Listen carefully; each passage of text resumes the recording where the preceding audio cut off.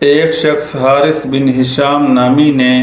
آپ صلی اللہ علیہ وسلم سے سوال کیا تھا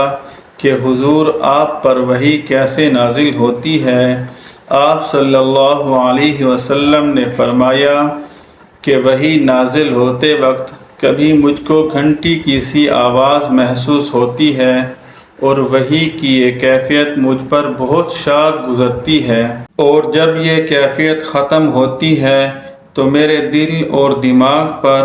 اس فرشتے کے ذریعے سے نازل شدہ وحی محفوظ ہو جاتی ہے۔